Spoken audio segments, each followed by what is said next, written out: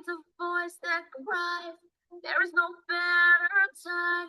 Wage this war for peace, fight this cruel disease. If we could just use our head, if we could just use one, sleep under the net, keep our surroundings clean. Cause we're losing our people every day, every day. Malaria, taking our children, dreams away. You cannot be completely blind, and you actually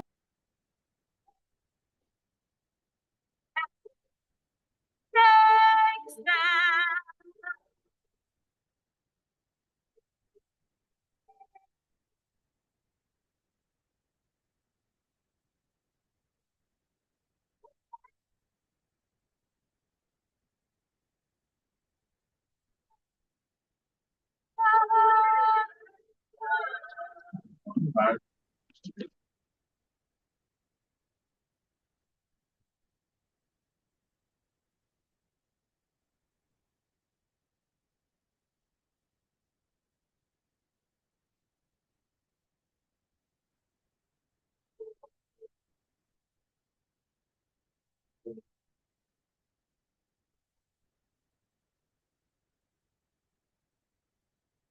Little boy holds her tight, little girl cries out loud. The fever, it hurts inside. It feels like there's no way out of this nightmare.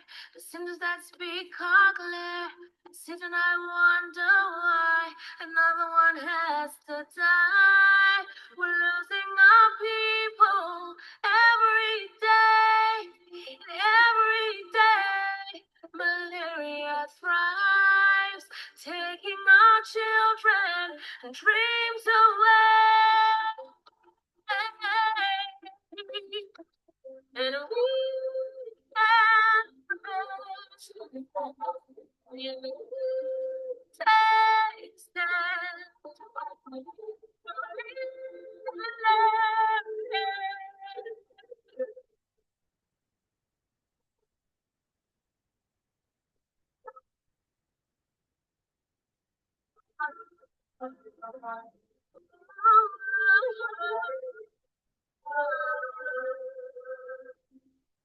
There is a voice that cries, there is no better time to wage this war for peace, fight this cruel disease. If we could just use our heads, if we could just use more teeth, sleep under the net, keep our surroundings clean, cause we're losing our people.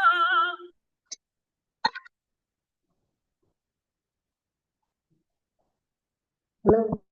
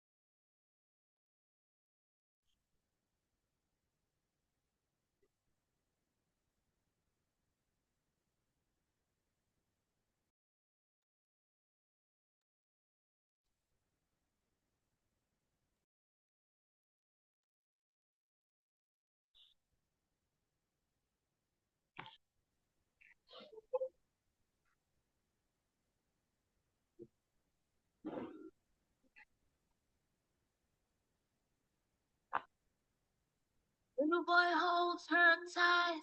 The little girl cries out loud. The fever, it hurts inside. It feels like there's no way out of this night. Seems that feet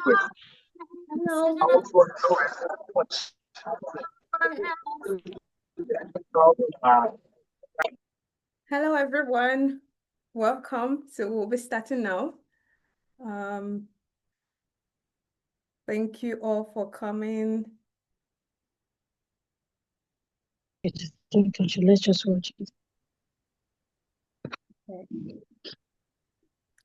Yeah. Okay. So we'll be starting now. So hello, everyone again. I'm delighted to welcome you all to the Beyond the Mosquito Bite webinar. And I would like to begin by acknowledging the leaders, the executive members, and mentors of the SPPG Public Health team, as well as our Capstone Director, Dr. Oise Honde. And a special welcome goes to our guest speakers.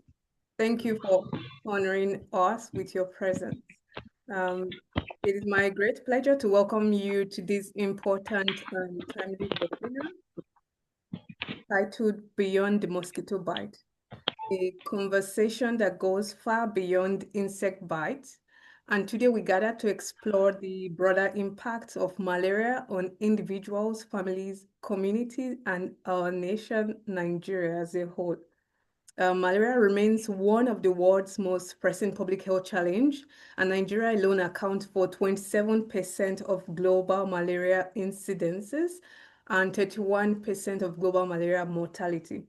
That's like more than 1/3. This webinar brings together healthcare professionals, researchers, public health officials, individuals who have experienced severe malaria, either as a health provider or as patients themselves.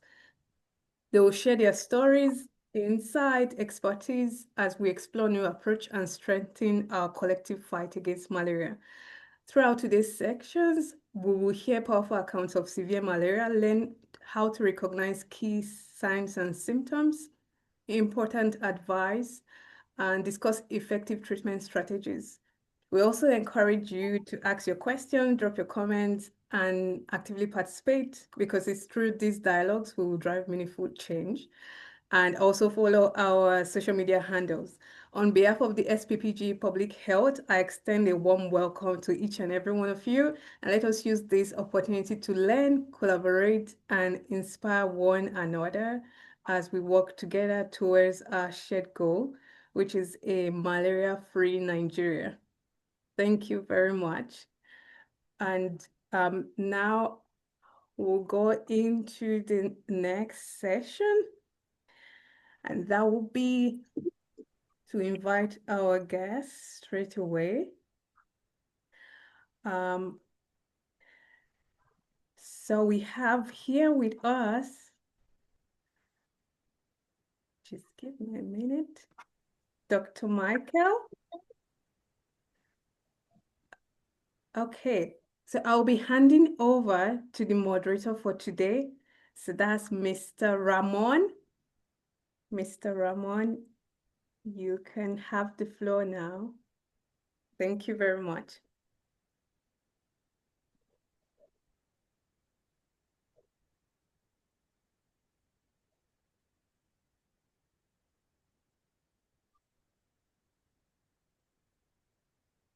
Let's see, Mr. Ramon.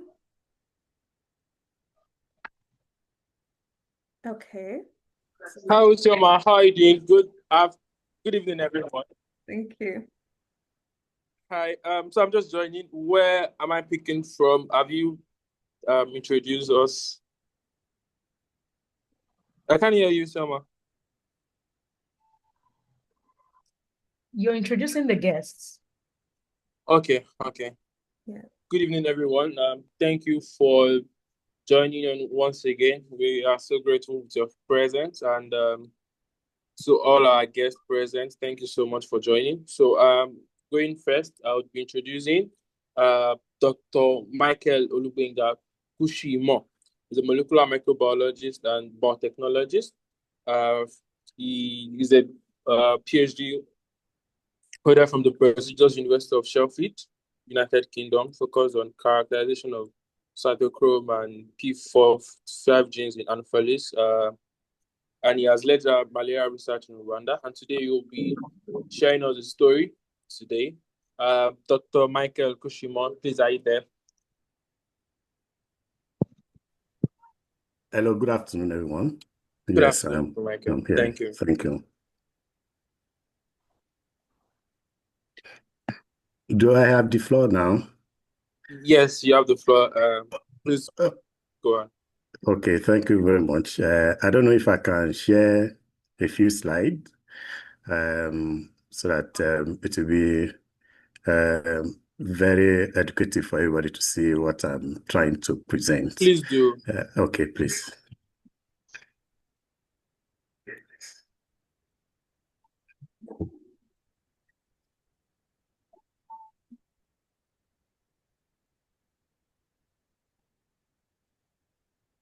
Can you share your screen? Yes. Yes. It's saying sharing is not turned on.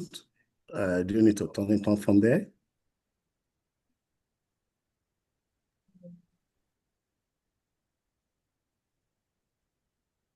Maybe somebody needs to activate it from there.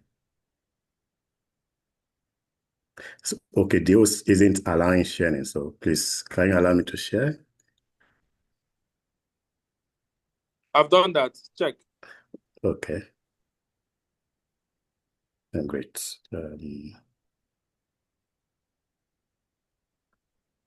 Okay, 1 minute.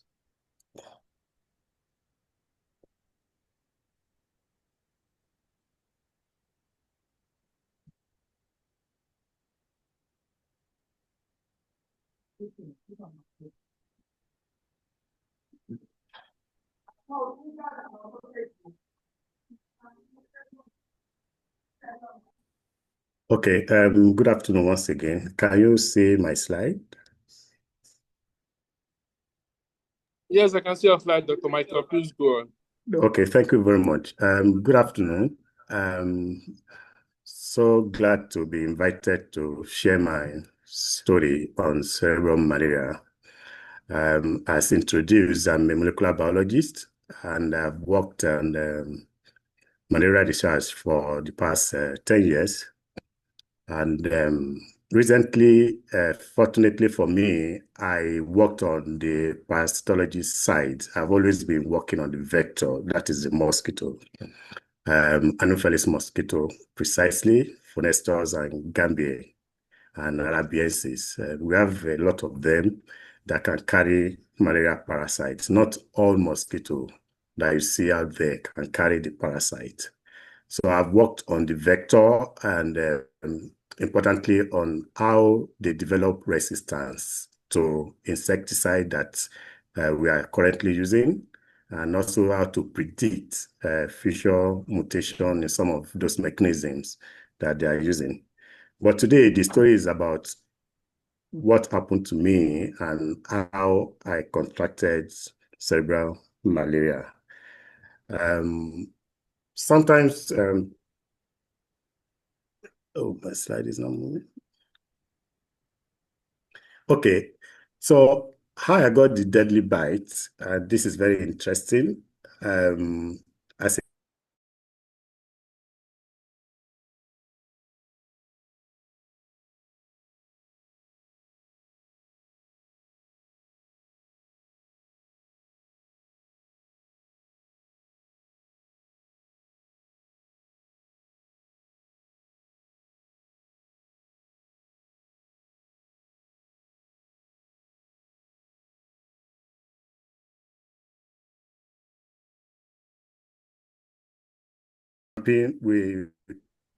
I went in with all my energy, and it's actually around a season like this, July, it was raining. I can see how the area that we went to on this screen here is a forest. Meno is now a big city around Abulegba side, a Kwaja area. But then around 1985, it used to look exactly like this. And we went in there to build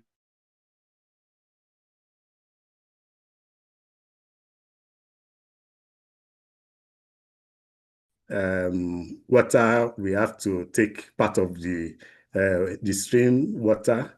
And so that's the way Boy Scouting, anywhere in the world, maybe better abroad than here. I can imagine what goes on in Nigeria.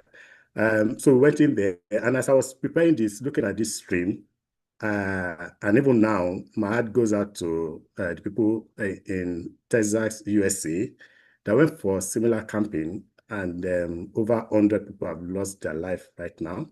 My prayers are with them and the family. So, but lucky for me, the stream, no flooding. But what I went back home was almost similar to that. I went back home. So immediately we got in there, no water, nothing. I started developing fever. But because of the pumping of adrenaline in my body, I didn't feel anything much until I got home. And remember, this is actually a very suitable habitat or breeding site for malaria and for the mosquitoes. So definitely a lot of them, maybe some came with us, and maybe some people are there already with falciparum parasite. And then while a lot of us were there, the mosquitoes were just picking it from one person to another, spreading it. There was no medication, there was no clinic, there was nothing. And then we all went back home. I went back home with the deadly bites, and I did not feel it until I got home. When I got home, I just crashed, and I thought it was the excitement. We all knew that it has gotten worse, more than that, when they gave me rice to eat and I couldn't eat it. I used to love rice when I was very young. So when they gave me rice and I couldn't eat it, then they knew that something was really, really very wrong. The rice was actually tasting like sawdust in my mouth. And then I was really, really down. My temperature went off the roof. I was having serious headache, definitely with chills and shivering. And then I was almost going into coma. I was seriously down and then hallucinating. Then, I just finished my common entrance exam. We call it G2 in our days. And I used to be very brilliant. So I was having an isolation that I actually won the best student in Lagos State. And then Bola Mudashiru, the governor, was there giving me gifts. I didn't know. I wish the dream came true. But then I was only hallucinating. I didn't even know what was going on there. So thank God for me having a nurse as a sister. I will always remember that period and always appreciate her knowledge then. So she came and saw me there, took my blood sample. Why she was doing this, I did not know. I did not know. She took my samples, sent it to the clinic, and then they discovered that I had my parastemia was above 5%, which means that it's very severe. And then she had to apply quinine was what was raining then intravenously for me to really survive. I didn't even know what was happening until I think the second or the third day when I started coming back to life. Well, I survived cerebral malaria. Some people died from this severe disease. I can tell you something I will wish that I did not get inoculated with. Because later on, I discovered that it has left a serious, though mild in my own case, a serious cognitive impairment on me. How did I begin to notice that? I realized that when I was in GSS1, my result was not very good first time. I had to push. My GSS3 was bad. I had to push. My my SS was almost bad. I had to quit, to brush up. And when I got to the university, my year one was the poorest. And then I realized something must be happening. I noticed that for a period, I can remember everything that I've ever done in life. I will see a face, I remember the name instantly. And then the other period, I will not remember Jack Robinson. I will just be blank. And then using my academic profile and my work in the school, I realized that something is happening. Why am I off and on? And I realized that for my brain to keep working, I have to really, what I call priming. I have to prime my brain. So in priming my brain, I must make sure my brain is not sleeping at all. That was how I managed to at least prevent this long-term impairment. No one should suffer from malaria because it is treatable. But what is important is that there must be prompt and proper diagnosis. If not, it can lead to death for especially children.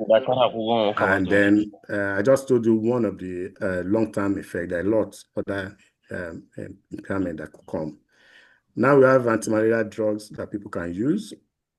And so please, we should spread the news. I'm so glad that you people are doing this. It's very wonderful spreading the news and letting people know. Like I said, I am my genotype is AA, and for anybody with genotype AA is always very severe. We cannot tolerate malaria infection. It breeds in the red blood cell. So when it enters the red blood cell, it begins to destroy the red blood cell by growing in it. People with AS, and that's why most of the time they don't really fall for malaria, because the 50% of the heterozygote of the hemoglobin has a way of protecting the red blood cell from malaria infection. Yes, so during our days, in the olden days, you see people calling, I don't know, abiku, that's still bad. People will just die. This malaria was part of what was happening that time. And I won't be surprised, maybe that was the reason why the federal government of Nigeria made anti-malaria drug to be OTC, so that people can just get it. In fact, at a point in time, when you go to the clinic, whether you have malaria or not, once they see the symptoms, they will give you malaria drug. Thank you very much. I hope I didn't spend more than 10 minutes in sharing, and I hope you've all learned one thing or the other to disseminate to others. Thank you very much. I'm grateful.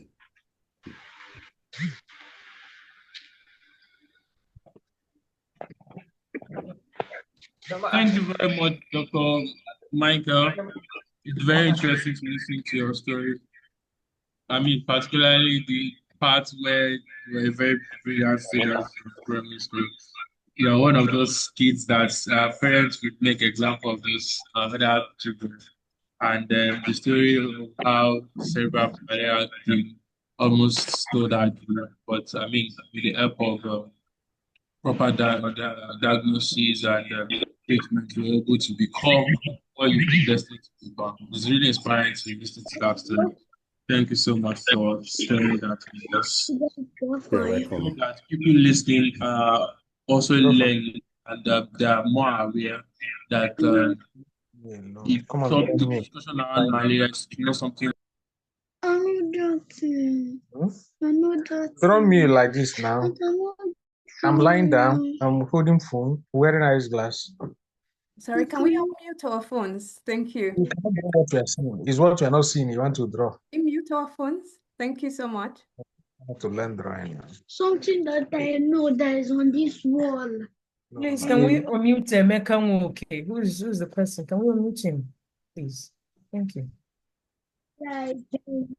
Please unmute him, Ramon. Thank you.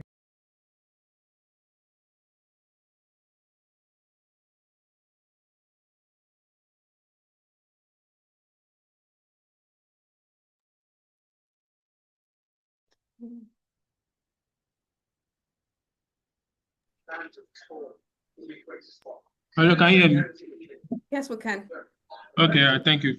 So, next on the list of our speakers is Dr. Adedotun Adeleye Dare. Is from Abuja. He's the director of Good Pastor Clinics, Abuja and Kano. Akama, do you want to say something? I can't hear you, Akama. I should go ahead. Okay. So, Dr. Adedotun, sir, please, you have the floor, sir. Good evening. Thank you. Good evening, all. Am I audible? Very well, sir. Very clear. Great. It's a pleasure to be here with us and to share experiences. So I'll be giving us experience from a practical caregiver perspective. There's a 38-year-old gentleman, I just initialed him Gio, whom I've known for a long time, and is also a sickle cell disease patient. He had self-treated for 4 days, and without any relief, he presented in hospital with headache, fever, weakness, loss of appetite, yellowish urine, and a yellowish tinge to his eyes. We examined him. He was very weak. He was dehydrated. He looked mildly pale, and he had a high fever of about 39 degrees centigrade.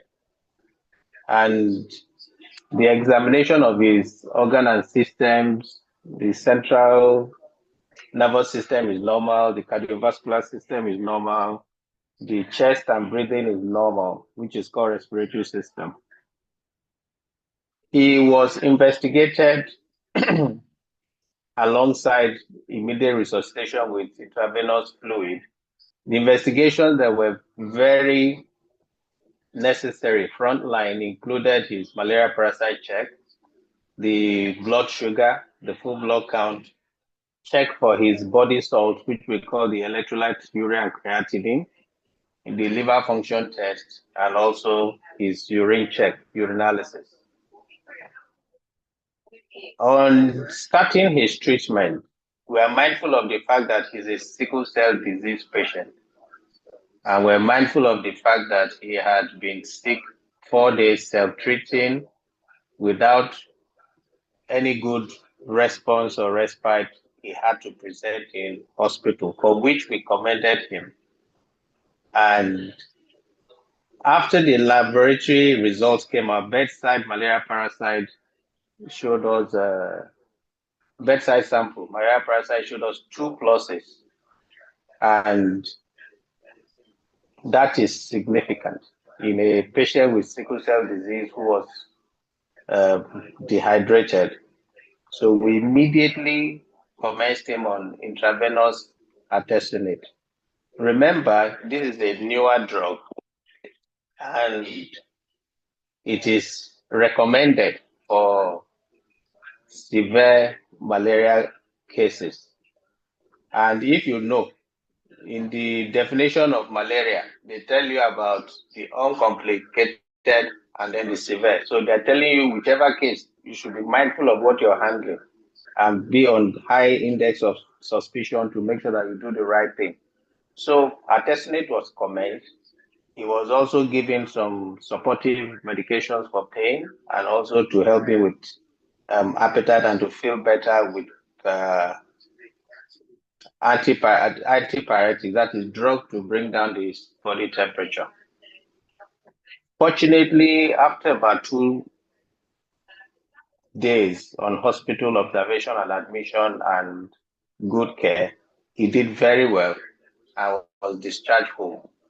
And the reason why this case is so important to me is on the following fronts. One, a sickle cell disease patient. Sickle cell disease patients all over, please, they are very, very prone to developing complications once they have malaria. Malaria can tilt them to all the crises that is listable in sickle cell situations. So please, once you have a relation that has sickle cell disease, that's hemoglobin SS. The people who have AS, they have serious and super advantage. So malaria does not really disturb them like people who have SS, very high, and people who have AA, just like doctor that has spoken to Dr. Kusimo, you know that they also have very high disadvantage to being seriously affected by malaria. So let us handle all our relations and friends and people we know who have sickle cell disease and always get them to get to hospital.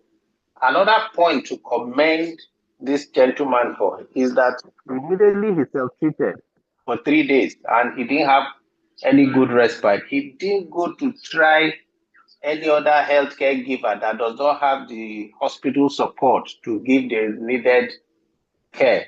I know that the economy is bad these days. Some people will go to see neighborhood nurse. Some people will go to see one lab person, and then you start prolonging the situation. So he was able to quickly get to where he could receive help, and fortunately, he did very well. Another thing we should really be able to take note of is the fact that anytime we're buying drugs, drugs must be proven to be original, not fake drugs, and also in our health facilities, it is part of the patient's right to request to know what what you're being given, so that if you are in doubt as to the efficacy of the drug that is likely to be given to you, you will need to quickly talk about it. So in a nutshell, when there is malaria, generally, we must do everything possible to prevent the possibility of the complications that can ensue due to the fact that the malaria is becoming serious. So all of us must know. Doctor had cerebral malaria. He told us about the unconsciousness. For a sickle cell disease patient, you know they already have low or borderline blood levels. So we must make sure that malaria normally attacks blood, red blood cells, and drop the blood level. We don't allow it to go further down in anybody, not even to talk of a sickle cell disease patient. And we must, at every point in time that we have a malaria patient, to ensure that with that way you do it, either by force or by cajoling or by pleading, make sure the patient is eating something. Something is going into the system, because malaria can tilt to low blood sugar. And once you have low blood sugar, in some people, they can convulse. In some people, they can go unconscious. So you must not allow that. And then you discover that when people start having yellowness and discolored urine, which was classical in this patient I mentioned, you must be very, very sensitive and careful so that good treatment is initiated in good time, so that you don't begin to have kidney situations that follow this severe malaria, which is simply because of the massive breakdown of the red blood cells and too heavy for the liver to process quickly. And also, it is seen as evident in the urine because of the heavy load of the broken down red blood cells. And when that is happening, it can also affect the factors that help your blood to stay fit without you losing blood through unnecessary points. So bleeding can start. Unnecessary bleeding can start because of platelet consumption, as they call it. I don't want to use medical terms, but then you must know it, that there are some blood components that help you to keep your blood intact. And if they are consumed because of malaria, bleeding can actually ensue. So in summary, any patient you see, don't treat it lightly. As your relation, as your friend, as your family member, please ensure that good treatment is initiated. And one thing is key. Presently, people go to buy anti-malaria drugs and just pick them up, pop them in drinking. it is not the advised practice, it is not the standard practice. Standard practice is that you should be sure there's malaria parasite in the blood by doing blood tests to be sure that malaria parasite is really there before you begin to pop in malaria medication. And when it is not, you're not getting better in good time, please see a good health professional that will help you so that malaria that is simple, malaria that is common will not be your undoing. And finally, I also want to plead with us. Children are more prone to problems with malaria, especially children who are less than 1 year and especially between the ages of 2 to 5.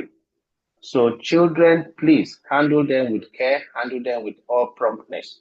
And if we do this, we will be able to do very well. And it is also good that for sickle cell disease, once a child is over the age of 6 months, please, everybody, if you don't know your genotype as parents, or if you have a child that is frequently sick, ensure that the genotype is covered so that malaria and people with abnormal genotype, they don't go together too well, so that malaria will not be a reason why a child will die early.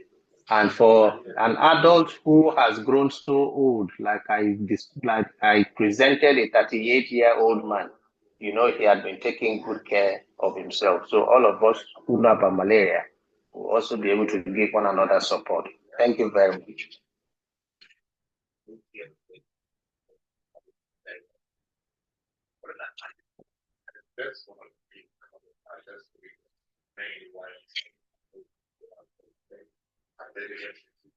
Moderator, my 10 minutes is up. Yeah. Where is it? Okay. So I think we lost him. So I will just stand in until he comes back. Thank you very much.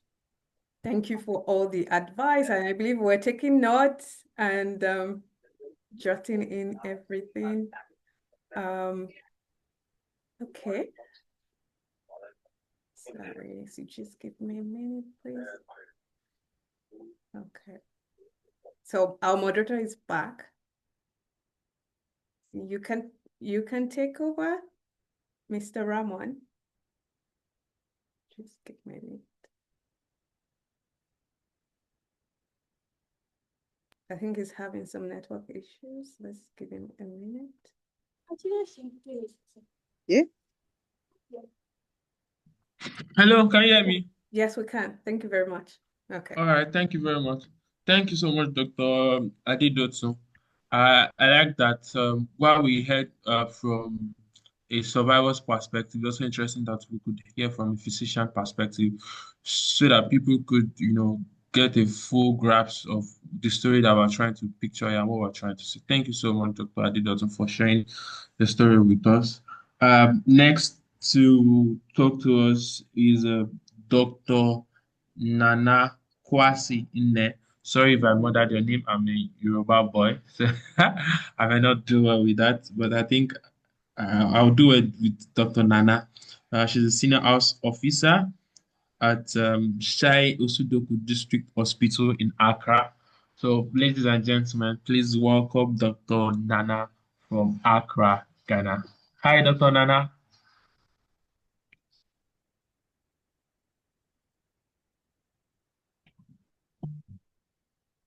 Is there? I hope you can unmute himself. Yes, he's there. Yeah, I'm Okay, around. yeah. Oh, hi, Dr. Nana. Hello. You've actually made my name so much, but I understand. Sorry. Yes. And I'm also very grateful for having me here. Amongst the many health personnel, my bosses around, I really acknowledge you all. So as we've heard from our big doctor around speaking to us about a case he presented, as in he saw. I also want to take the matter of severe malaria on a different perspective, because I remember when I started work as a junior house officer in Tamale, We had about 4 cases of severe malaria in the child emergency at a go. And from the experience, if you are taking a history from the patient, one thing that was really profound was that most of them were seen at peripheral facilities, that's in facilities at other places where they were seen and treated for malaria. Parasites were positive. But the fact is, they were treated for malaria and then their symptoms didn't improve. They went home and came back with either prostration, unconsciousness, started getting seizures, started having problems with bleeding and other things. And then when they went back to those hospitals, the first thing they were able to think about sometimes were very good differentials of the malaria, something like typhoid fever for someone who is not really sick like that, something like meningitis for people who are having seizures and then are having a sudden drop in consciousness. But they also forget that there is a very important aspect of this malaria we also call treatment failure.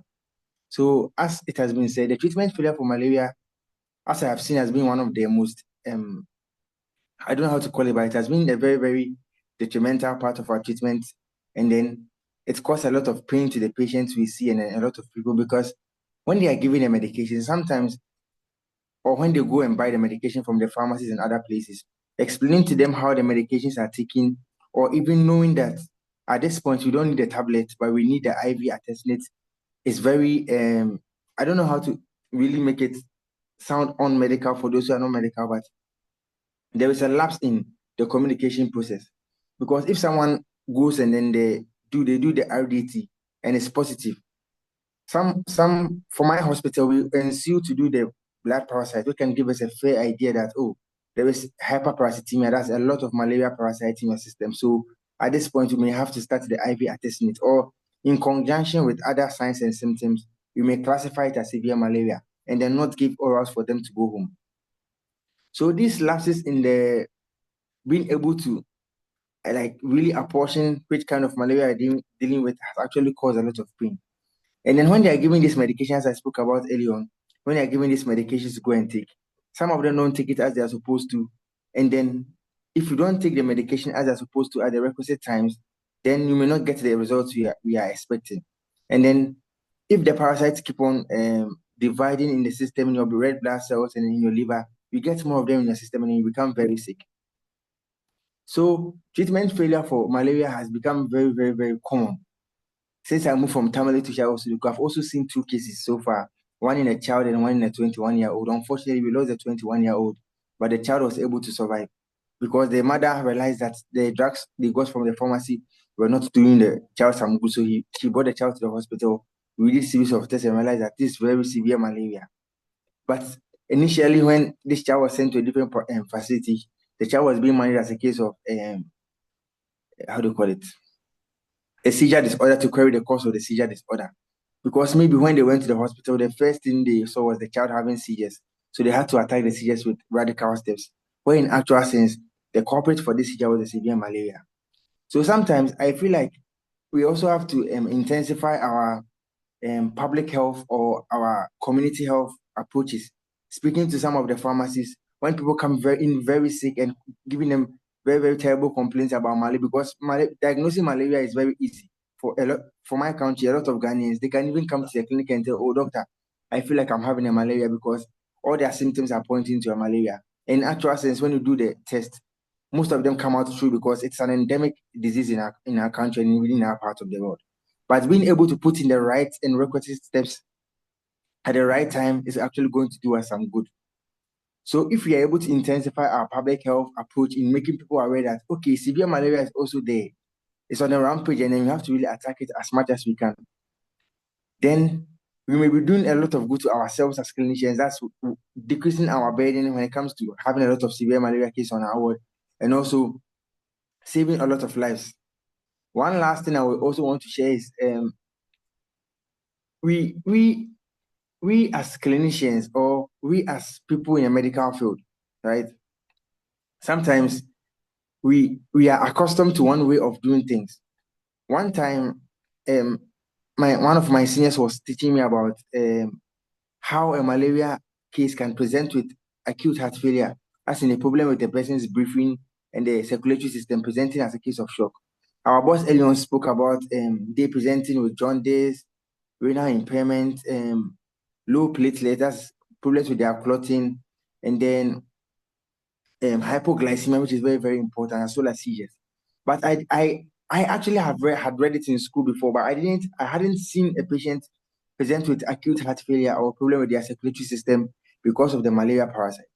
And then when he was explaining things to me, I was very shocked because I'm still in the training process, I mean, but if a patient comes to me and then the patient, though I'm going to take all the samples for the test, the patient comes with signs of a shock, I'm actually going to intensify my resuscitation to bring the person back to life, making sure the patient is active and then get things done. But me thinking about malaria as a very, very possible cause of this person's heart or cardiovascular compromise will be very difficult.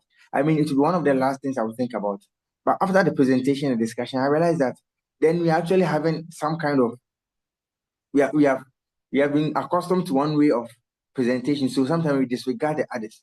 And then usually in the peripheral hospital, the hospital does not have a lot of facilities to diagnose or to pinpoint that this actually what is going on. Some hospitals in the periphery don't have the machinery to know the amount of, let me say, how do you call it, malaria parasites, but that's the blood film for malaria parasites. Some of them do the normal RDT, right? And then some of them don't even have the electrolyte machines to get the electrolytes and other things done.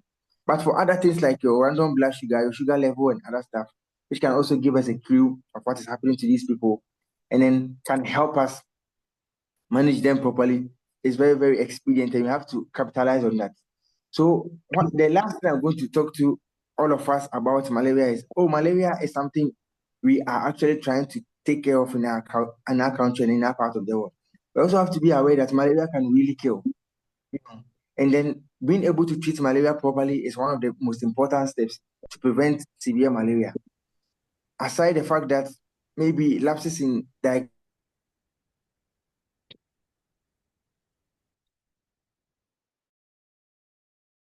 and symptoms. And anytime we find things like this, we put in measures as soon as possible, going to the right healthcare professional to take care of you, and then doing the right stuff. And most importantly, taking the medication as we are supposed to. And then if we have questions about medication, we ask them and they explain properly to us. Thank you very much. Thank you very much, Dr. Nana from Accra. I really enjoyed hearing you speak, and I like the fact that you also um, extend the talk to talking about how malaria presents itself. So, I mean, even for people who are not the patient, who are also health givers or as parents, we could also see for ourselves that sometimes might not come the usual presentation that we are used to. Thank you so much for sharing your story and the insight with us. Next on the list of our speakers would be Dr. Chukwudi Okonkwo or Okonkwo. I'm not sure I pronounced that right, but I know how to pronounce Chukwudi. Yeah, Dr. Chukwudi, from Bucharest, Romania, is a neurosurgeon from the National Institute of Neurology and Neurovascular, Bucharest, Romania. Dr. Chukwudi, please, you have the floor. Hello, everybody. Can you hear me? Yes, doctor. Okay, good afternoon. I would like to say a very big thank you for the opportunity to speak. Like you've rightly said, the name is Chukwudi Okonkwo.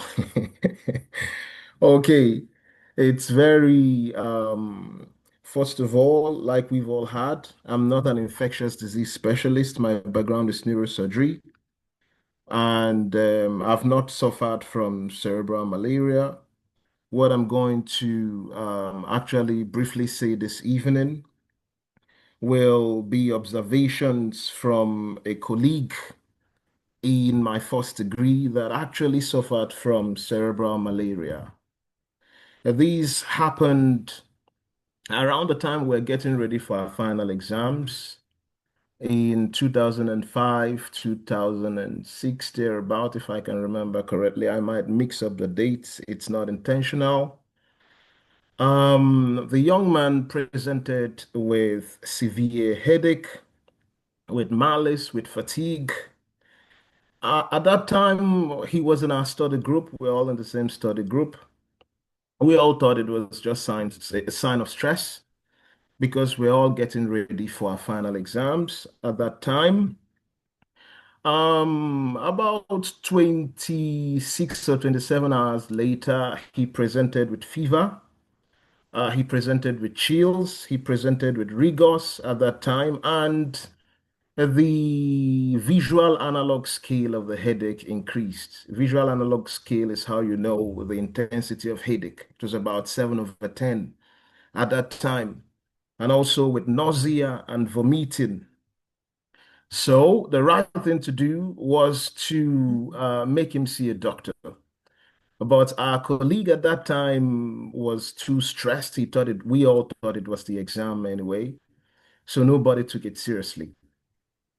48 hours later, I think that the second day, the whole thing intensified. The fever increased, the headache increased, the chills increased. He couldn't come to school the second day. So we insisted he saw a doctor. So we went to a doctor and it was confirmed that he had malaria. Because of the exam we had, that we were getting ready, because we were getting ready for exam, he was advised to remain in the hospital, but it was the final exam. He didn't want to stay back in the hospital. So he insisted on returning back to the school hostel with just the quinine. He insisted. So he came back to the hostel. 72 hours later, on the day of our exam, he fell in front of the gate. He had generalized seizure in front of in front of the school, in front of the entrance to the university. He had generalized seizure.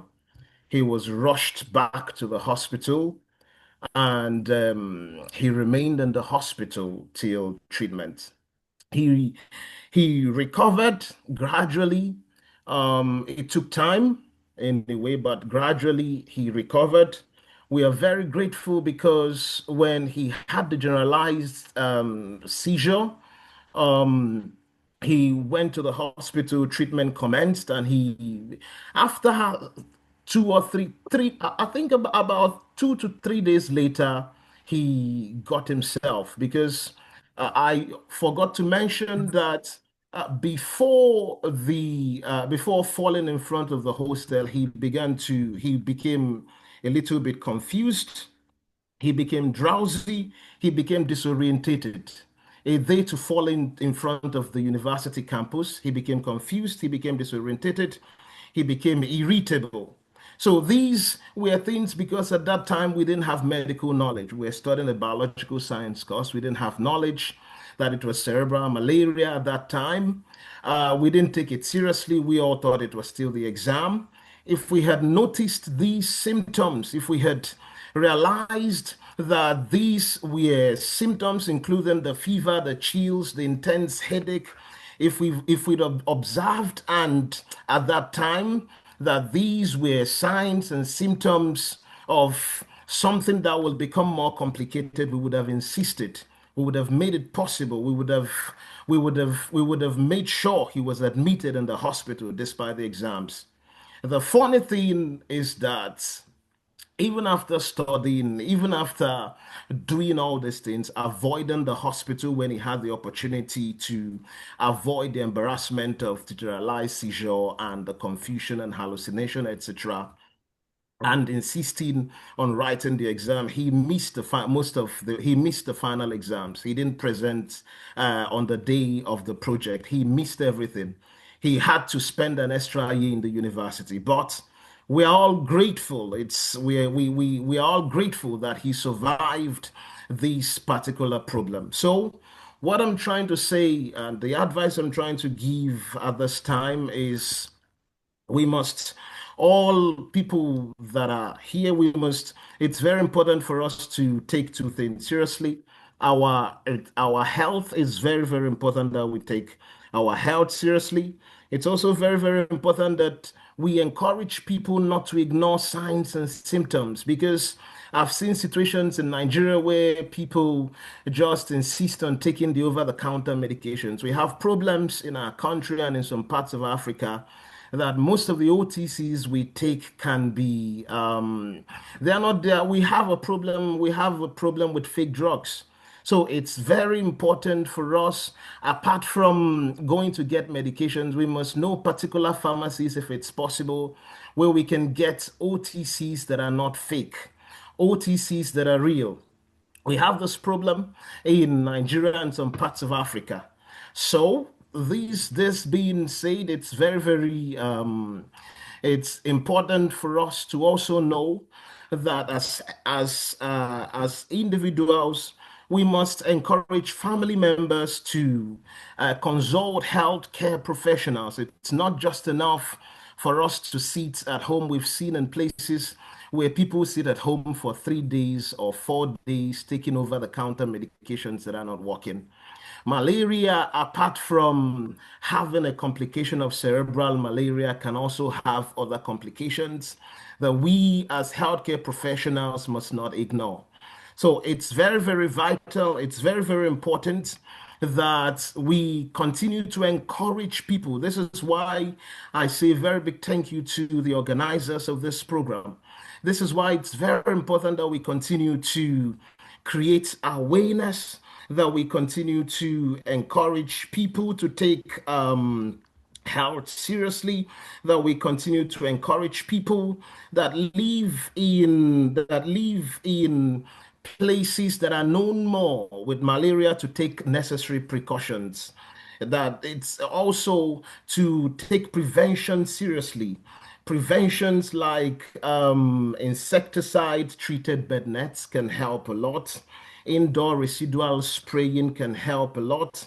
And in this part of the world, people do not take anti-malaria prophylaxis for granted, and also rapid diagnosis and treatment of uncomplicated malaria.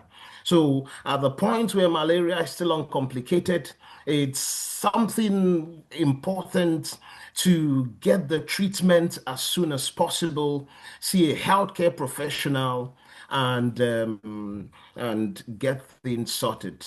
Thank you very much. Thank you. Thank you, Dr. Chukudi Kokwa. Thank you so much. I specifically like the call to action to everyone, both the physician, the healthcare providers, and we, the patient. And also like the fact that you talked about fake drugs and the whole idea of self-medication that most Nigerians are involved in. These are one of the underlying issues across, all of the health issues across the country. Thank you so much, sir. We hope that we continue this engagement and also have beautiful brains like you to continue to support us. Thank you so much. Next, I'll be inviting the next speaker. Usioma, is she here? Can I go on? Go on, please. All right, thank you. So the next speaker for today, Nurse Anna David, who is a registered nurse at Better Life Hospital, Lagos. Thank you so much, Nurse Anna. Please, No, you have the move, floor. move to the next person. Nurse Anna is, yeah, thank you.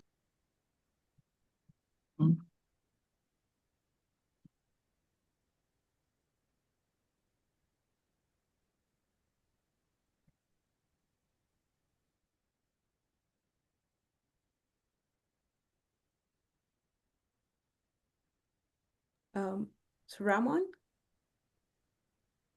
Okay, I think we missed Ramon again. Let's see. Ramon, are you online?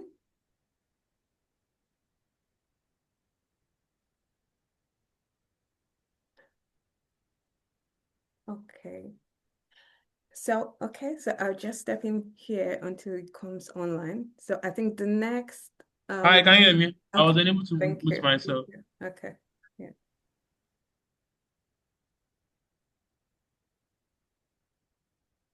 Hi, Usioma, can you hear me? Yes, you can go on. Thank you. Yes, I'd introduce Nurse Anna.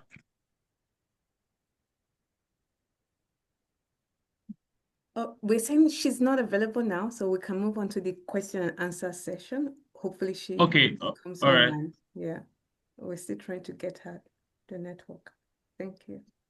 So yes, while we wait for our last speaker, it's important that we still have some of our speakers here.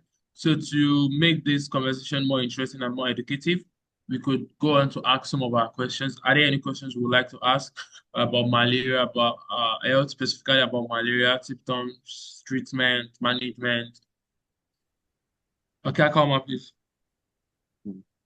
So thank you everyone for sharing those very insightful information and experiences. So while every one of them were talking, I actually wanted to, one of the questions that was popping up in my spirit was more like, how do we deal with the cost of medication?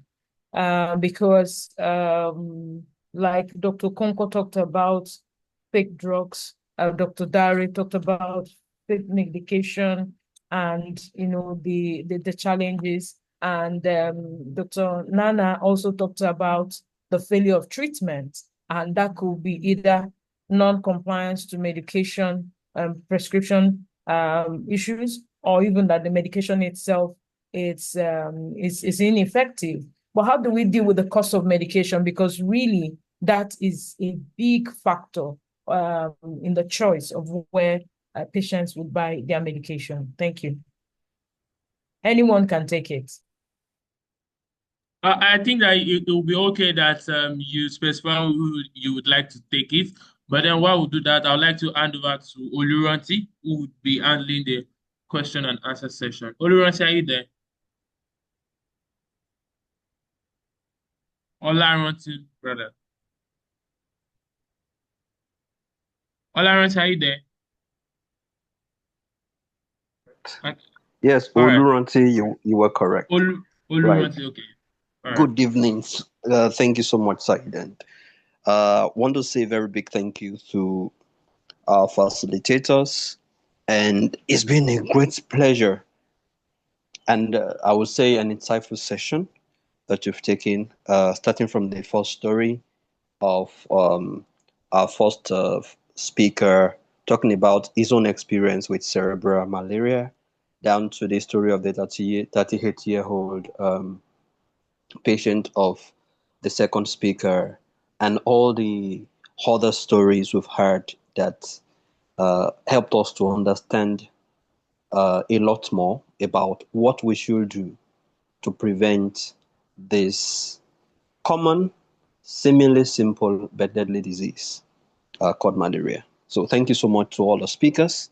And I would say the floor is open for questions right now. If you have any question to ask any of our facilitators, please, this is the time to raise your hand to ask. I will encourage us to unmute and ask directly. If you know you're in a place that is really noisy and you're not able to unmute yourself, then you can go up to the chat box to ask your questions. Okay, I see quite a number of hands on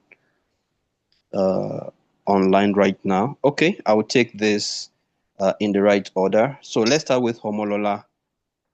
Homolola, please unmute yourself and ask a question. Please make it brief, go straight to the point so that we can take as many questions as possible. Okay, thank you very much. Good evening, everyone, and thank you for the session. I would like to ask, I noticed that for malaria prevention, pregnant women are given Fansidar. Is there any particular reason, and most times is not prescribed outside of pregnancy? Then the second thing I would like to ask is, are there natural immune boosters that can be used for children to probably make them more resistant to malaria? Thank you.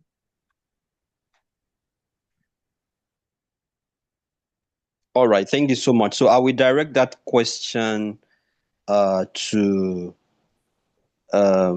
Miss Anna David, Mrs. or Miss.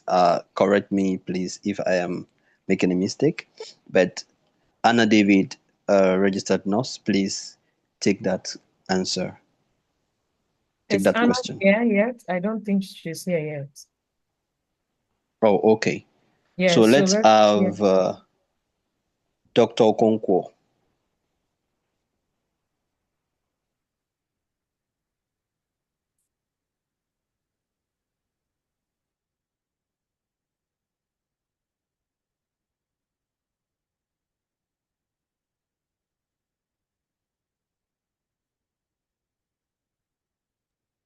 Dr. Okonkwo, please, if you're there, kindly unmute yourself and help us with the question. Why are pregnant women given fancied as a prescription? What's the particular reason for that? Okay, if we don't have Dr. Okonkwo at this time, let's have Dr. Aino. Dr. Aino, please help us take that question and the second one.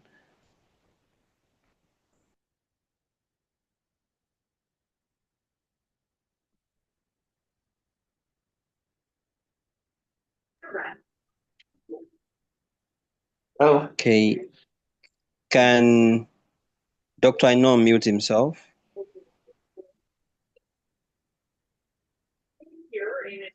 Do you mean Koshima? Sorry. Okay, so let me just say, any of our facilitators, you please take this question then. Hello, am I audible? Oh, yes, you're audible. Please go ahead. Great.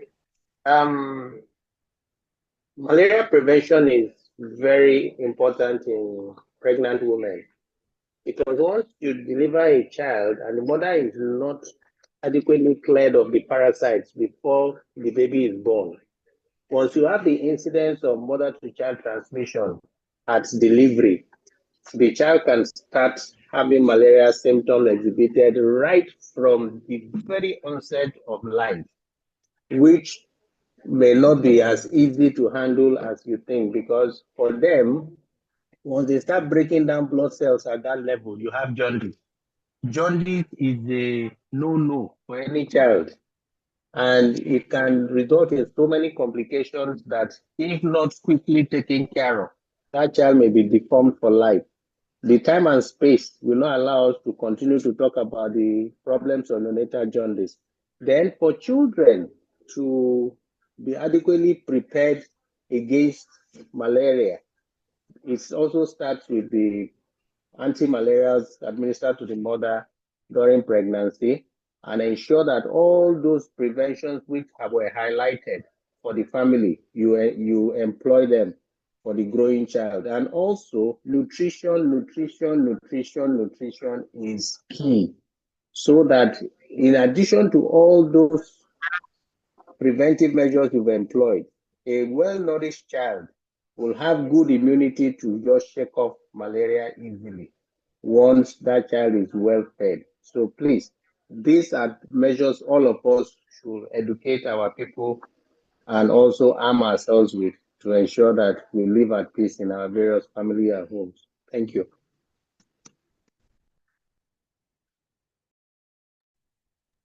All right. Hello. Thank you so much, sir, for Hello. the answers. Omolola, I believe your questions have been answered. Yes, very well. Thank you. All right. Sorry, Thank you. can I add more to what Doctor has just said? Oh, all right, Dr. Kushimo, Okay, please go ahead. thank you very much. For pregnant women, we have what we call placenta malaria, or means where malaria from the mother can be transmitted to the unborn child in the womb via the placenta.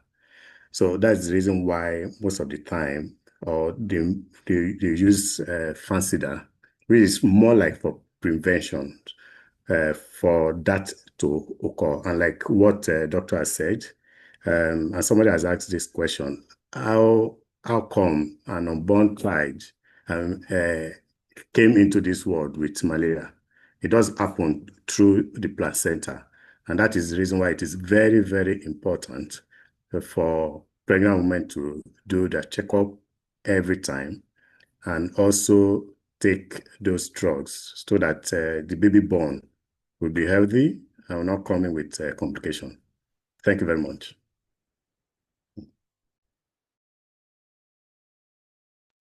Thank you so much, Doctor, for the answer. All right. I think I have, okay, 2 more hands up. I have Amy from Rwanda. Can you please ask your question? I hope I Hi, good pronounced your name morning. well. All right. Yes, my name is Eme. I'm from Rwanda. Thank you very much. I'm here to learn. My background, I'm a public health specialist, and I'm not a clinician, but it's a good experience to hear from different perspectives.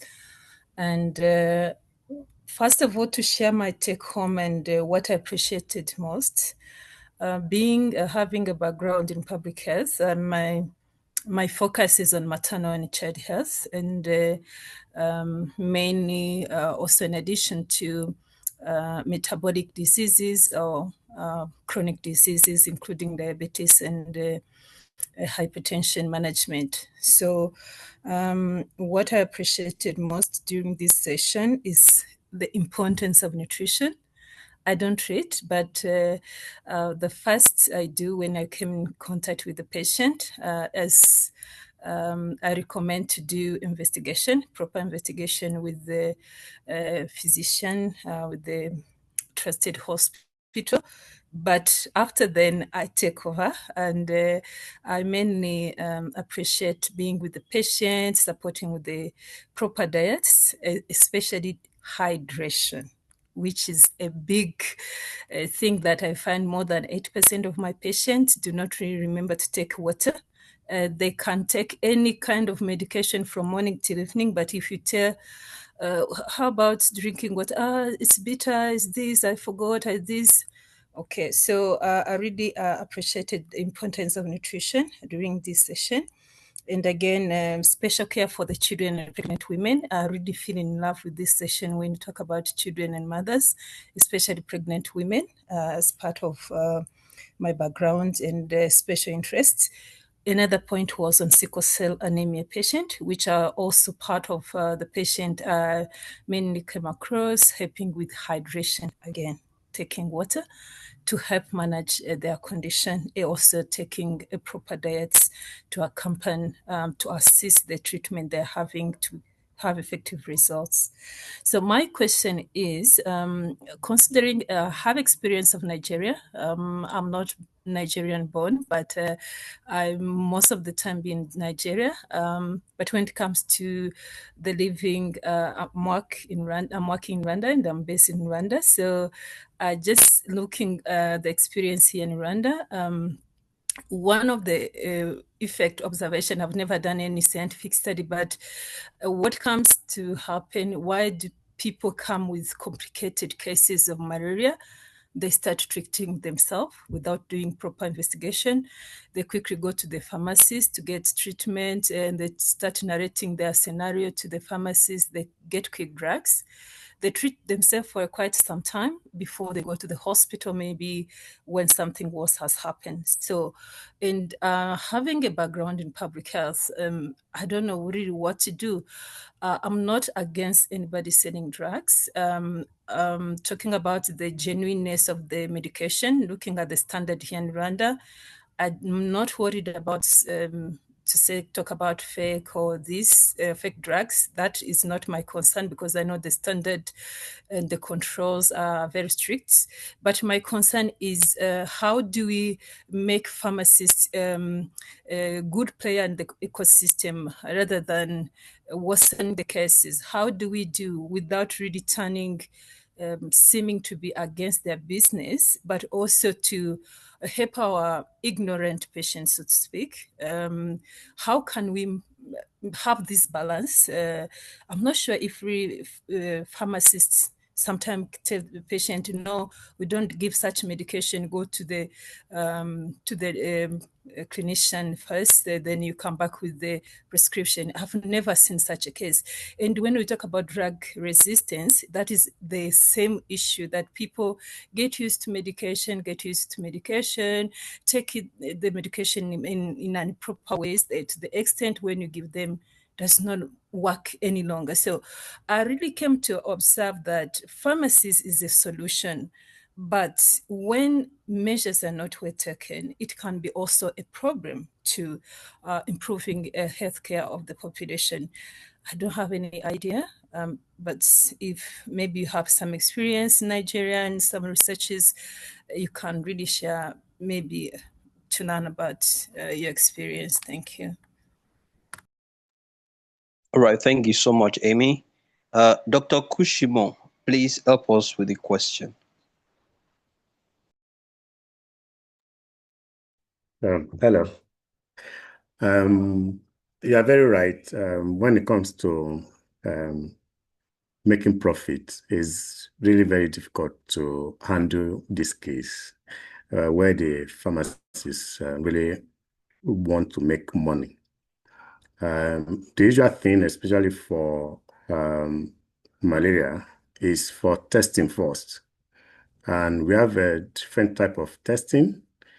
And if you go to the pharmacies, what they will recommend audit for you, which is very common. And some of these audits, they are made for different testing of malaria parasites.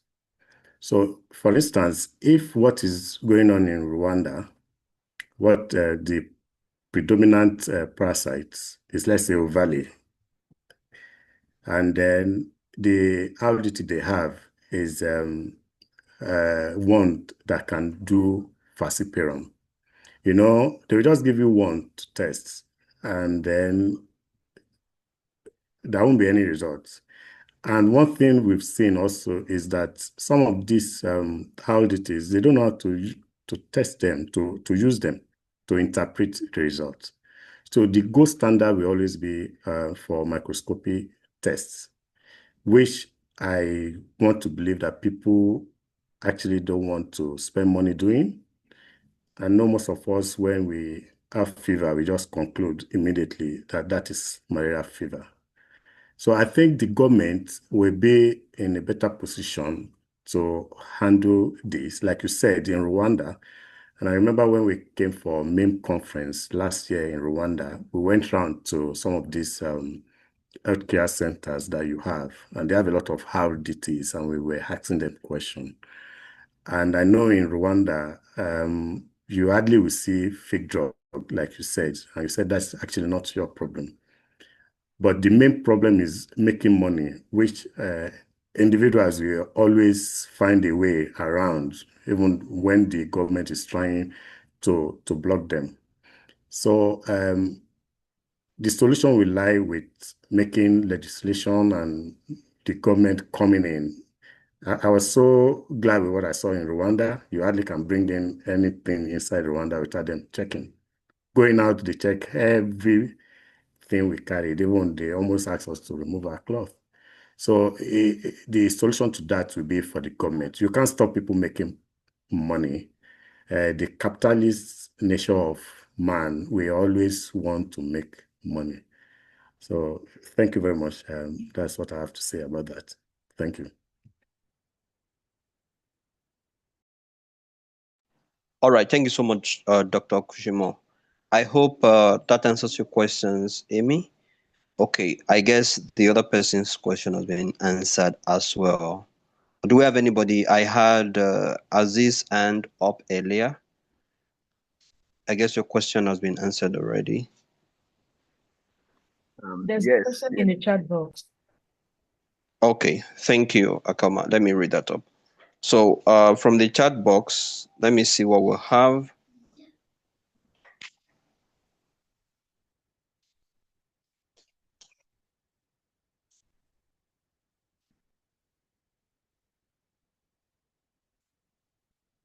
Okay, so I have a question from Dr. Aino. Okay, thank you for the presentation on cerebral malaria. It almost claimed my sister's life. Whoa, so sorry about that. Is it possible to differentiate between malaria and cerebral malaria from the initial symptoms? Okay, Dr. Kwesi, can you kindly help us with this? Is it possible to differentiate between malaria and cerebral malaria from the initial symptoms? Dr. Kwesi, please unmute yourself and kindly help us answer that question.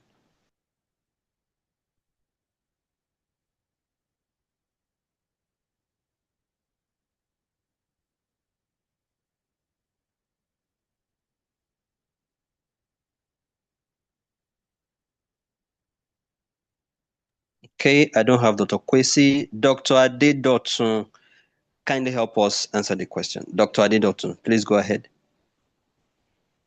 All right. Initially, your symptom patterns may not be here or there, in the sense that you may just have the weakness, the malaria, the low-grade fever, headache, weakness in addition. But what is key is that as time goes on, anytime you begin to have headache, which is much more than usual, you're beginning to have a patient whose level of consciousness is beginning to get altered. Concentration, speech, ability to function well with reasoning, you begin to question it. And by the time you get to more severe symptoms like loss of consciousness and convulsion, you know that the situation has actually progressed far.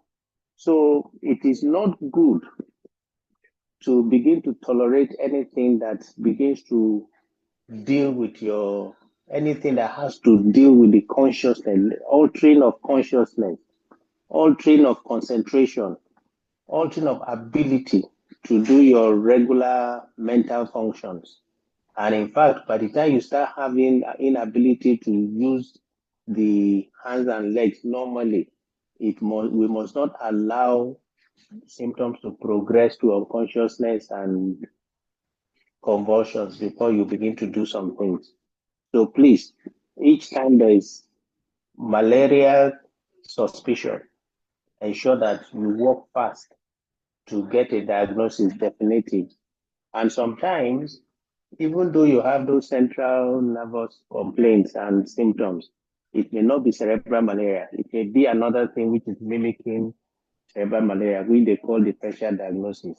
So all of us, the emphasis is let's be prompt, let's be quick, let's be good to quickly go to the appropriate places for both treatment and diagnosis. Thank you.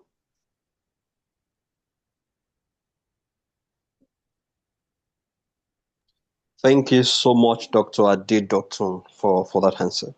And thank you so much to our facilitators for the answers they've given.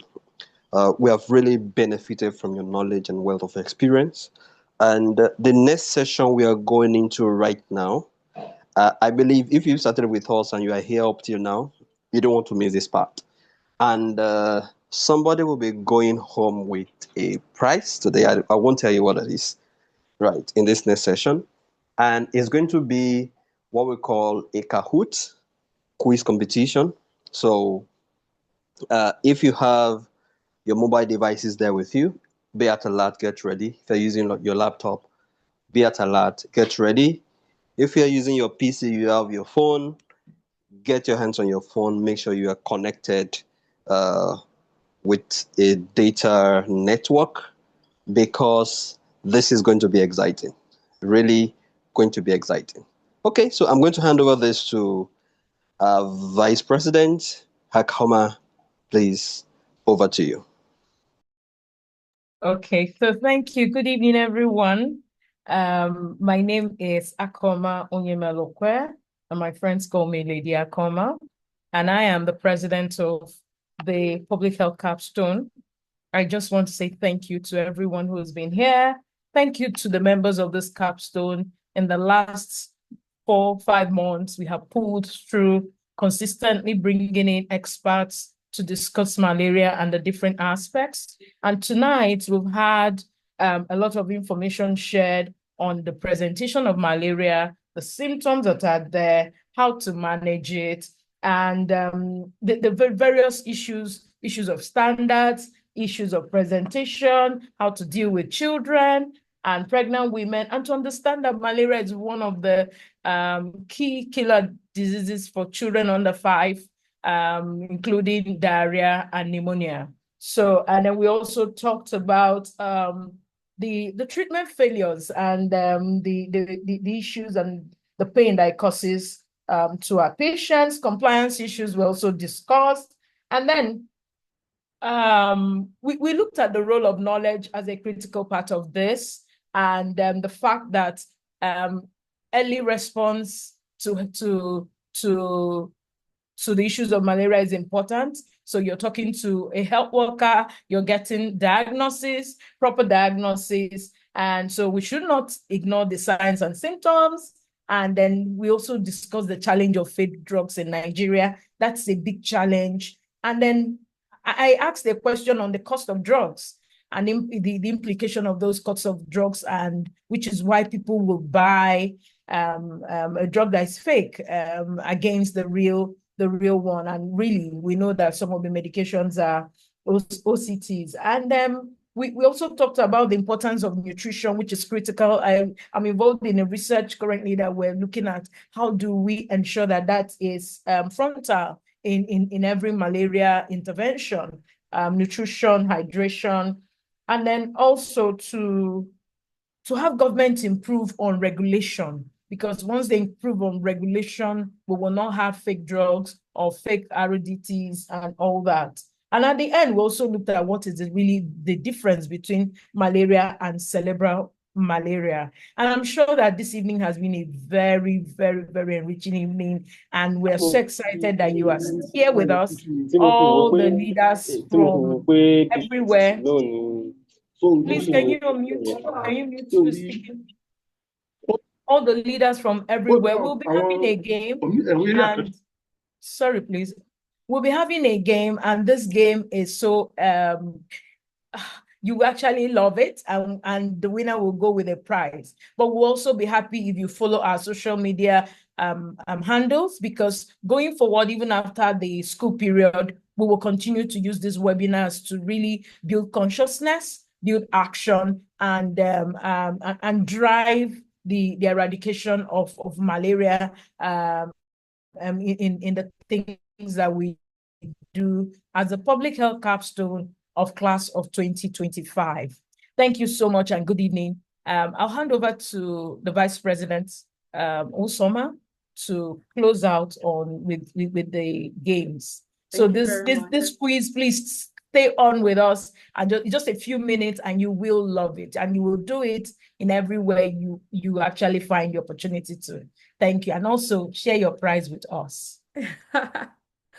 Thank you very much, President.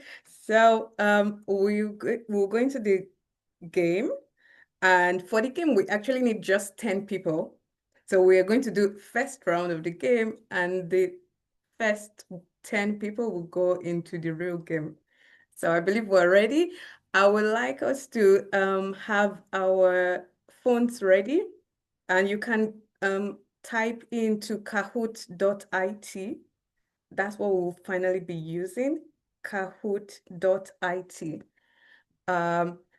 So now I think you'll be on your keypad. We're going to be picking the first 10 people. So I will give you the code later. So what kind of mosquito causes malaria in Nigeria? First 10 people to type, they qualify to join the game. The type of mosquito that causes malaria. The first 10 people to type it in the box. Yeah. Keep typing. We're going with the first 10. Oh no. Okay. Interesting. So I'm seeing female and and I'm seeing just and not feeling so. Let's see. The first 10 with the correct answers will go into the game. So if you typed in the wrong thing, retype again. Okay. Okay. So let me count 1, 2, 3, 4. Okay, I think we have up to 10. 1, 2, 3, 4, 5, 6, 7. Okay, so that's it. Okay, so we have the people. So let me call the names so that we are on board.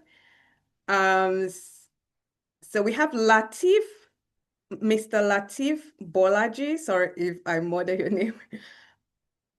We have Aziz Bello. We have Oladapo Aina. Okay, so let's do it this way. Okay. We have Emmanuel Johanna, Oluwaseun Osimoso, Adetinuka Aina, Aisha Otman, and Sylvia. Let me see. I don't know if we're up to, okay. And I think the last person will be Oluwakemi Oyedeji. So I believe that's the 10 people. Okay, so now if you have your phones ready, please type in kahoot.it and I'll give you the code. So from these people, we're going to choose the winner. We'll be having, I think, just 6 questions or 7. And I will be sharing my screen. Give me a minute. Let's see. Okay. I don't know if you can you see my screen? Not sure.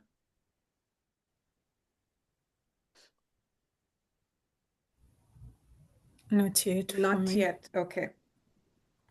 So if you can see my screen, you just tell me if you can. Can we see it? Is it clear? It is coming, I hope so. Okay, Yes. so how we'll do it is when I say a question, you look at the answers given. I will also say the answers and the color, and you're to just tap in that answer. So maybe, let's say, who is the president of Nigeria? Tinubu blue and Akoma red. And the answer is Tinubu blue, example. So you tap on blue on your phone and it sends the answer down. So that's how it's going to be. So let me start. I believe you can see my screen now, is it? Can you? Yeah, I can. Okay. Me, I can. Okay. So the code to join in, it's still coming up. It's 900929. 900929. So I'm waiting for the 10 participants. 900929. Yes, yes. I see Kenny. I see Azizat. I see Tenny. So we have five people. Okay, so now we are 7. 3 more. 3 more people. Okay, 2, 4, 6, 8. 2 more people. So if you know you typed in the comment section, Anopheles, please fill in the 2 more spaces left. So we have to be 10. Iman, okay, I see. Call my name, so I won't join again. I'll just be listening. But whoever wins are part of that prize. Okay, so we need 2 more people. Who is not in? So we start. Oladapo. Good, good, good, good. So 1 more person and we'll start. Anybody can join now. First to join. Anybody can join now. So remember what I said. Please mute because we need to listen. So you pick the color, you tap it on your phone, the color that rhymes with or goes with the right answer. So we're about to start. Okay. I believe you can see the screen. We're starting now. Okay, so it's the same question. Which mosquito causes malaria? So red is Aedes Egypt mosquito. B or blue is Anopheles. Gold is Culex, and green is Nigerian mosquito. Red is, so you have 30 seconds, and the first person to give the right answer gets the higher score. So all of you can get the right answer, but who submits first gets a higher score. Okay, so one person didn't vote. Okay, let's go to the next one. So this was supposed to be a bonus, and I think the winner now is Aisha. Nice one. Okay, next question. True or false? It is advisable to start treating malaria before it is confirmed by a test. Blue, true. Red, false. It is advisable to start treating malaria before it is confirmed by a test. Blue, true. Red, false. You have 5 seconds more. Okay. I think everybody voted this time. That's a good one. Okay, so let's see who is still leading. Uh-oh, Emmanuel is leading. Nice. Okay, so now public health. Next, question 3. What factors predisposes someone to severe malaria? Red, eating much salt and sugar. Blue, using insecticide-tested net. B, pregnancy below 5 years. And the last one is delayed treatment. D is not regularly washing your hands. Whoa. Okay, but two people, one person, 2 people got it right. Next question. Okay, Manuel is still leading. Next question. So we have malaria cases can lead to which of the following complications? Red, obesity.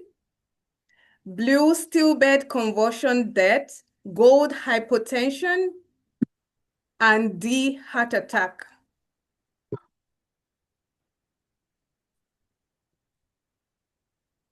Correct. Okay.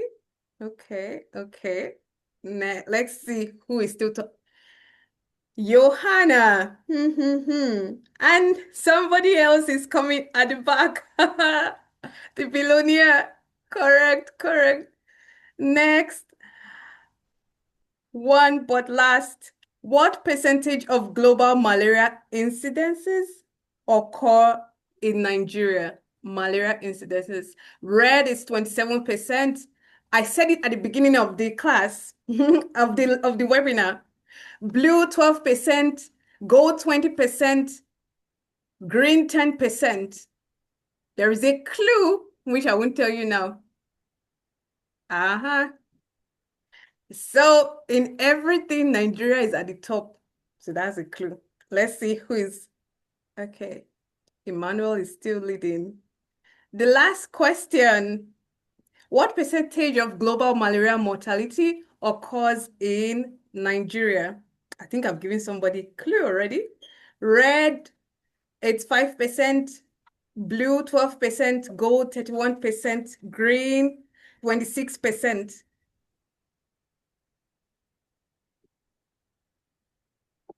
Yeah. Okay. So let's see.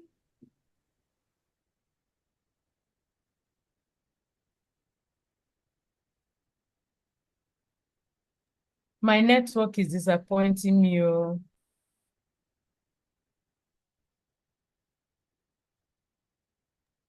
So the winner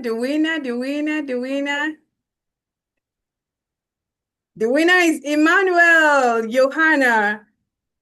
Congratulations. So prepare for your gift. And now I will be handing over to the president to give her closing speech. Thank you very much. Oh, thank you, everyone. Thank you for this beautiful game, for playing this game with us. It's a quiz game just to make sure we were all listening. Thank you for being here. Thank you for supporting our work. We want to say thank you to our mentors. They have stayed on. They've been with us all through the journey, watching us as we make exploits, as we go through the rigors and as we grow, because in this particular thing, we have all grown. Thank you all to all the speakers who joined us. This is not the last you will be with us, because you will be with us going forward, because we'll continue this conversation. Our expert knowledge webinars will continue even after SPPG, as part of the way we're using to build knowledge and also build capacity within the country. Thank you very much for the opportunity, and have a good evening. Please drop your names, drop your contacts. We have certificates we're supposed to share with you. Drop your names, drop your email, your contacts, your email address. Basically, we will send your certificate of participation to this, and we will keep in touch with you going forward. Please drop your names, your email, and maybe your location where you sign in from. We're so grateful. Thank you, thank you, thank you, everyone. Dr. Cosimo, I will just say an excellent thank you. You've been there all through, holding our hands, making sure we did the right thing, we bought the right nets, and we are extremely grateful. All the leaders from SPPG, we thank you for just making that effort to give us this support. We are grateful, extremely grateful. Please drop your email address. We really want to be able to send you your certificate of participation for this. And the people in the public health capstone group, guys, you people are the best team ever. Dr. Voke, I can see you here. I know Olaroti, Kechuku, Ibrahim, Mary, and Usoma, Olasimbo. We're at least 23 or 24 of us. Emmanuel, Dr. Jonathan. There are a lot of us who are here. Emmanuel, Johanna. We're just grateful. Ramon, thank you everyone for bringing in all your skills and making this worth our while. This is our last week. We're already packaging our final reports, and we thank you for being everything. All your support, we call you, you answer. We invite you, you come through, and thank you. Usoma, thank you so much. You're just a big pillar all through. And God bless you, and have a beautiful evening. Please don't leave without dropping your email address. Don't leave without dropping your email address. Tell us where you're logging in from. Drop your name, your email address, so that we can get to you with your certificate of participation. Thank you so much, guys. Good evening, and have a good time. We're really on time. We have 20 minutes left, and this 20 minutes can use it to interact and connect and network. Olaroti, thank you so much. It's been a big day for us, and I'm very happy that, as always, this team always wins. Always, we've always won, and we did it again today. Thank you, guys. God bless you. Thank you. So please do join also our social media handles, and the first, second, and third winner, we have their gift. Thank you so much.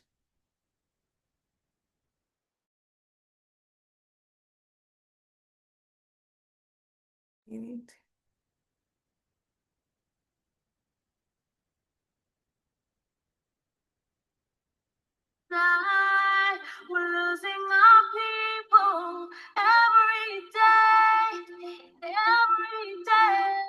Malaria thrives, taking our children, dreams away. And we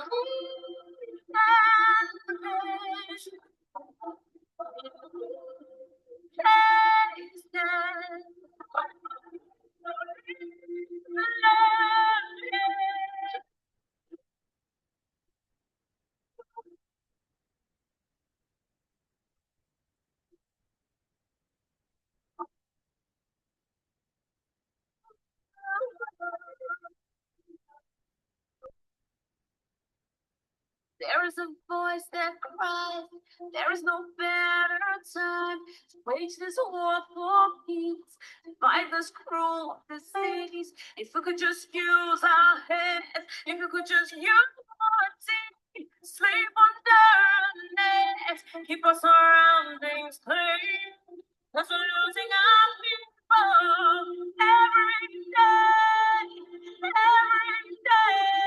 malaria taking our children, Oh my God. away. It's time for my next meeting now. I think I have to go for